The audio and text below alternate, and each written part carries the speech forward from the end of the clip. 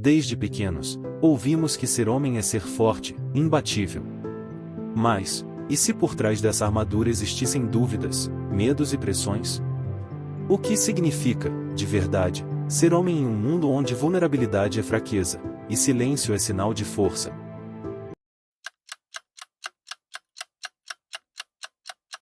Então, eu acho que de maneira geral a sociedade entende o homem, né, assim, a masculinidade como uma coisa inversamente proporcional à vulnerabilidade, né? Para você ser homem, você não pode ser vulnerável em nenhum aspecto. Você sempre tem que ser forte e manter o controle de tudo. Essa percepção molda vidas.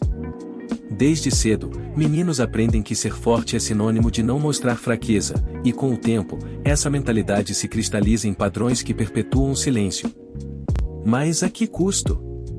O que essa pressão faz com os homens que precisam lidar com seus próprios medos e emoções sem jamais mostrarem? Você acredita que os homens, eles de modo geral, eles têm mais dificuldade em buscar ajuda quando eles enfrentam as questões psicológicas e por quê? Olha, cara, eu acho que sim, com certeza. Por quê? Porque eu acho que homens, em geral, eles, são muito pressionados sempre a, esconder os sentimentos deles. Tanto pelas pessoas, né, o resto da sociedade, quanto por os outros homens, o lugar onde ele convive, o círculo onde ele convive.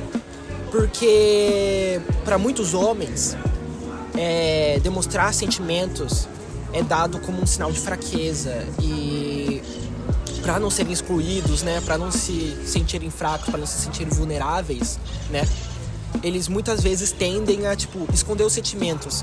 E, muitas vezes, cara, isso vai, acumulando num ponto onde, chega muitas vezes a algo crítico. Buscar ajuda psicológica é tido como estar vulnerável, né? Então, se colocar numa posição de uma pessoa que precisa de cuidado, seja ele qual for, é uma situação e é uma posição que coloca um homem em vulnerabilidade, né? Então, eu acho que é isso que atrapalha com que os homens procurem ajuda psicológica, e não só psicológica, né? Se a gente for olhar para os dados demográficos, a gente vai ver que os homens são os que menos procuram serviços de saúde para qualquer aspecto. Se ser homem já carrega uma carga invisível, imagine o desafio de criar um filho em um mundo que ainda associa masculinidade à invulnerabilidade. Como ensinar uma criança a ser forte sem negar suas emoções? Como prepará-la para um mundo que cobra dureza, mas raramente permite fragilidade? Professora, você sente que a criação de um filho do sexo masculino, ela ainda é muito influenciada por ideias antiquadas sobre masculinidade? Acredito, ainda. Também no ano de 2024, meu filho tem 12 anos. Eu acho que é quase como nadar contra a corrente, né? Remar contra a maré mesmo. Porque você pode ter uma criação bem progressista dentro de casa, quando ele sai para o mundo continua com ideias machistas e isso é estrutural. Então, de alguma maneira, é muito difícil você ser uma pessoa progressista nesse meio. Que definem funções na sociedade de hoje, né? Nessa sociedade que é, algo muito, binário, entendeu? De, mulheres, homens, entendeu? É uma coisa muito separada e, cada um meio que tem, responsabilidades a seguir. E isso faz com que, pro homem seja meio que, uma obrigação dele ser mais bruto, ser o responsável das coisas, ser a pessoa que não tem fraquezas, entendeu? Aí acaba dando nisso. Ainda diria que está muito ligado, por exemplo, à religião.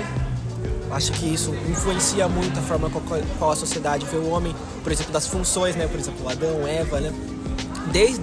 Daí já começa uma certa separação de funções, de ideais de gênero, e eu acho que está muito ligado a isso também. Considerando também trabalho, isso eu acho que é uma coisa que sempre acaba influenciando muito funções, né? Na política, no trabalho, isso muda muitas pessoas, muda a forma como a gente vê as coisas, como a gente separa também. Eu acho que cada vez mais, ao invés da gente progredir, eu sinto que muitas vezes a gente regride. Com tanta informação, eu acho que no mundo, como o documentário que a gente assistiu e etc., não deveria acontecer coisas que acontecem até hoje. Então, o Miguel, por exemplo, não gostar de esporte. Meu filho gosta de esporte no sentido de assistir, mas ele não é um esportista. Mas isso não faz parte de uma skin masculina. Meninos têm que gostar de esporte, têm que jogar futebol. E pra ele é sempre uma dificuldade. Eu lembro quando ele entrou nessa escola nova, ele ficava descendo comigo pra treinar. Mãe, vamos treinar pra eu ir melhor nas aulas de educação física. Então, porque tem que fazer uma performance que é dita masculina, de esportista e etc. É tipo uma coisa realmente muito importante de ser falado, por quê? Porque a sociedade, pra mim, ela já tá tipo muito enraizada nessas ideias. E tipo, são coisas que a gente realmente nem conhece a verdadeira origem. Na verdade, pra mim foi até um pouco difícil falar, tipo, por que a sociedade vê dessa forma? Porque, no fim, são muitas origens, é muita coisa. E, tipo, tá muito forte na sociedade, então é importante a gente falar disso pra gente poder mudar as coisas, pra, tipo, mudar essa coisa que, na minha opinião, tipo, acaba tipo, não fazendo sentido, entendeu? Dessa coisa, por exemplo, da masculinidade. Porque, afinal, humanos são humanos, entendeu? Não importa, entendeu? E como que você lida com a pressão para que ele seja macho ou demonstre atitudes típicas de um menino, como não demonstrar as fraquezas? Então, eu converso com o Miguel desde muito cedo, assim, sobre todos os assuntos possíveis. Até porque eu fui uma pessoa abusada sexualmente na infância, eu gostaria muito de que isso não acontecesse com ele. Embora se tenha uma visão de que o abuso não acontece com meninos, ele acontece. E ele é muito mais sutil, na verdade. Porque ele é travestido muitas vezes de deixa eu te ensinar, deixa eu mostrar como é, entendeu? Virar homem e etc. Então, a conversa na minha casa, ela sempre existiu. Acontece que o mundo lá fora não está preparado, entendeu? E eu também acho que preparar uma criança para o mundo lá fora vai para além da conversa, é um lance de se proteger mesmo. Porque não é legal ser zoado, né? Não é legal ser... tem que ter muita autoestima para você ser muito diferente de todo mundo. Então é muito complicado, assim. Ao mesmo tempo que eu quero oferecer uma educação progressista, eu também não quero que ele sofra. Eu não quero que ele seja xingado. Primeira vez que ele falou pra mim, me chamaram de viado na perua. O que é isso, mãe? Aí eu falei, viado é o nome de um bicho, um animal, que pejorativamente a gente usa pra determinar pessoas homens, na verdade, que se relacionam com pessoas do mesmo sexo. E pra ele, foi assim, uma explicação que ele não conseguia chegar, entendeu? Não alcançava, porque é tão irracional uma coisa dessas, que se você tentar explicar por que isso acontece, ninguém consegue entender de verdade, né? Se você não vem já... Tá livre desses preconceitos, que foi o caso dele ali na primeira infância. Então eu acho que é uma tarefa grande, assim, sabe? E muitas vezes é cansativa. Muitas vezes a vontade que dá é falar, segue o fluxo que você vai sofrer muito menos, entendeu? Que tal a gente questionar esses ideais de masculinidade? E que tal também a gente poder incluir nesses ideais valores como empatia, respeito, para a gente pensar em construir relacionamentos mais duradouros, iguais, mas principalmente respeitosos.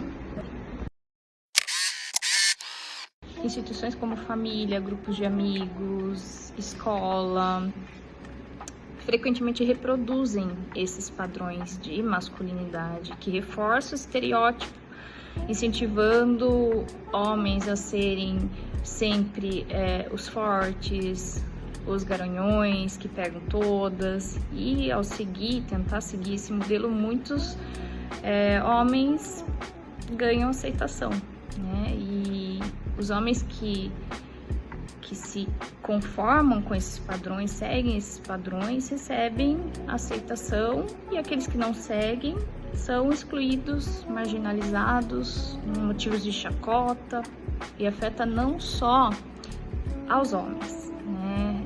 Ao tentarem se adequarem a esses padrões, né? Que pode muitas vezes levar a sentimentos como frustração, porque muitas vezes ele não sente que ele deve seguir esse padrão, né? E afeta também o relacionamento entre homens, né, com os demais, com as pessoas com as quais ele se relaciona, com mulheres, outras identidades de gênero também, porque está frequentemente incluída aí a noção de superioridade masculina, né? E que pode levar a atitudes preconceituosas, machistas, misóginas. A masculinidade que conhecemos é uma construção, mas ela não precisa ser uma prisão. Ser forte não significa carregar o peso sozinho, assim como ser vulnerável não é sinônimo de fraqueza. É possível reinventar o que significa ser homem?